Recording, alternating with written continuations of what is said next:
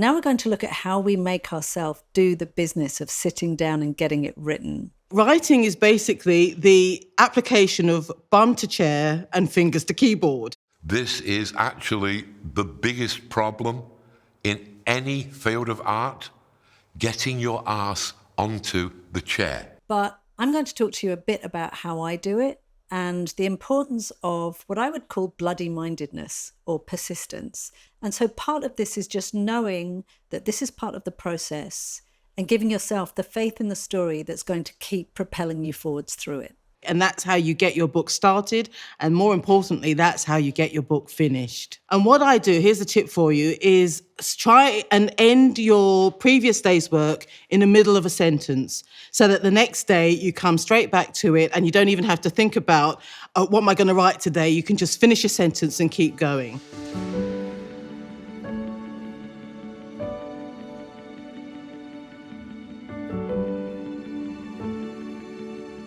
This is the day that you've decided that you're going to do it. You will notice that your office space is a bit untidy. Some of those pencils could do with sharpening. You will perhaps start to tidy your office space because, that will give you an orderly mind as you rationalise it before you start your screenplay. And then you'll notice that perhaps you've run out of some sort of vital office supply. You're probably thinking about it. At best, pop into town and perhaps visit a stationer's. Make sure you're properly stocked up. Okay, by the time you get back, it's about 3:30 in the afternoon. You don't really want to start something if you're going to be knocking off for the evening soon, so probably best to leave it until tomorrow morning. Tomorrow morning, something else will happen. You'll notice something else. You'll decide that you better read your research books again. This is just ordinary avoidance. Everybody does it. You have got a job to do that's really important. And on one level, you're excited about it, but you're also a bit apprehensive, so you avoid it. There's nothing wrong with this. All you have to do, in my case, when I've been avoiding things for about 3 days, then my working class guilt will overwhelm me and I'll realise what a wretched procrastinator I am and have always been. And at that point, when I can no longer bear myself, I will get my arse onto the chair. This is actually the biggest problem in any field of art, getting your arse onto the chair. If you can do that, then the rest of it will be a breeze. But yeah, we procrastinate. So understand what you're doing. Think, right, I'm procrastinating. I'm going to do it for as long as I need to, and then I'm going to start work. You will find the same problem at the end of the screenwriting process, according to Sid Field. You've been living with this project for months by that point, possibly. And so it's a big part of your life. What's your life going to be like when you're not doing the project anymore? So you'll find that as you approach the final scenes, you'll realise that one of the earlier scenes, you could probably go back and correct it. Or something else that will avoid writing that final scene. We procrastinate at both ends of a project.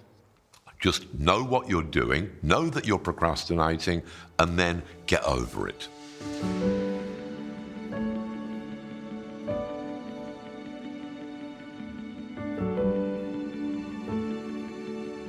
So everybody is going to work differently, but I'm just going to give you some guidance as to what works for me. My aim is to write 1,000 words a day. That may differ for you. And what I know is that it's quite possible I will delete 999 of those the following day. But at this stage, it's partly about persuading my brain that I am moving forwards all the time, even if that involves a certain degree of moving backwards at the same time. It's really about getting yourself into a flow state, starting to understand your characters, your plot, immersing yourself into this world that you want to create. And some of that is going to be messy at that point. And it's okay if your confidence is shaken by that messiness, because if you go in an art gallery and you look around, every single painting there will have started as a rough sketch. Every single artist who painted those paintings will at some point have sunk their head into their hands and gone, this is a disaster. And now there they are, several hundred years later, being regarded as masterpieces. So what I'm going to say to you is pain, disappointment, fear, all these things, all these emotions are part of the process. And as soon as you stop feeling that they are an obstacle to writing, then you can just get on and almost treat it like a job. I actually start in a number of ways. Mostly I start at the beginning. I write a first chapter, which I very rarely keep by the time I've reached the final stages of the book. At this point, it's almost a confidence trick that I play on myself just to get words onto the page. Because frankly, even if you've got 2,000 words done, it feels like you're in. And for me personally, I know that until I reach 20 or 30,000 words, I'm not even sure that book is going to work. That's usually the point at which I make a decision. So it doesn't cost me too much to start there. And it may well be that at a later stage, I delete that entire chapter and start the book somewhere else. Or in the case of Silver Bay, which has a huge plot twist in the final chapter, I wrote that chapter before I wrote the rest of the book, because I figured that if I couldn't pull that scene off, then there was no point wasting a year of my life writing another 100,000 words. I think at this stage, if you think that you're writing a whole book, that can be terribly intimidating. There's a great phrase among marathon runners where if they're running up a hill, they say, don't look at the summit, just take one step at a time, look at your feet. And at this point, that's what I'm going to say to you. Just look at your feet.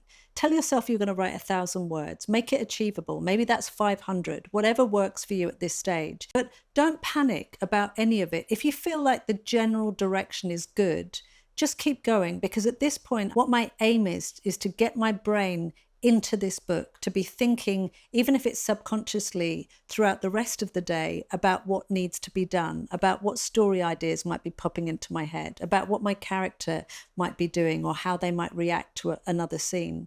Some of this work won't be happening while you're sitting in your chair throwing out your 1,000 words. It will be going on in the background. But until you get into that habit of sitting there every day and plugging away at your 1,000 words, your brain can't do the background work.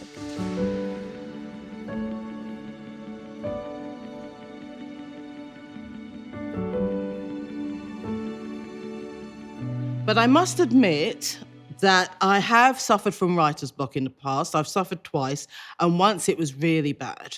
And I had writer's block for about a month, I think, or even longer. And what happened was I would go to my keyboard, sit down to write, and absolutely nothing would come. Or I'd write a paragraph and know it was just absolute rubbish. I thought, oh my God, is my career over? Am I ever going to be able to write again?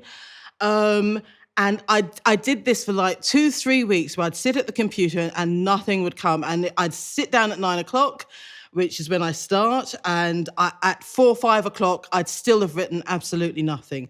So in the end, I thought, this is not going to work. I need to find a way around this. So what I did is I tried to find other creative outlets, other creative things to do, enjoying other people's creativity, basically. So I went to art galleries, I went to museums, I went to the cinema more often and the theatre. Basically, I started piano lessons again. I did a course on music production. I did some other artistic courses. I bought a book on drawing on the right side of your brain, because I am a rubbish drawer, but there you go, rubbish artist. But I bought the book and I kind of started working my way through the lessons.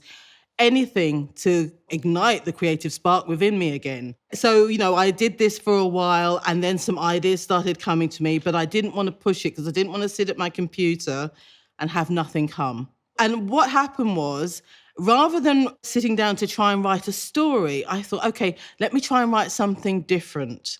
And that's when I had an idea for a story. But I thought, to make it different to everything else I've done, I'm going to write it in narrative verse. And that is how Cloudbusting was born. That Cloudbusting was the book I wrote after I had a really bad bout of writer's block. Now, I think I got writer's block because You need to recharge your creative batteries. And I love writing, don't get me wrong. I mean, I wake up, I have my breakfast, have my shower, and then I get to work. And I love writing, but I think you have to make time for other things. And I think it's about recharging those creative batteries by doing other things. And sometimes you can get so caught up in deadlines and wanting to get your story finished and moving from book to book to book with no gaps and no kind of proper break. At least with me, I think that's what happened. And I think basically my creative batteries ran dry. So I never do that anymore. I don't go from book to book. I always try and have at least 2-3 week gap before I start the next one. Because I made the mistake of thinking that if I wasn't writing, I wasn't writing. That's not true, because sometimes writing needs to take place in your head and you need to think about the ideas and let them marinate. And don't feel that because haven't got a pen in your hand or you're not at your keyboard, that you're not writing. You are. If you're thinking about those ideas and how that story might work, you absolutely are thinking. But I think you need to be very careful. Just take time to smell the flowers.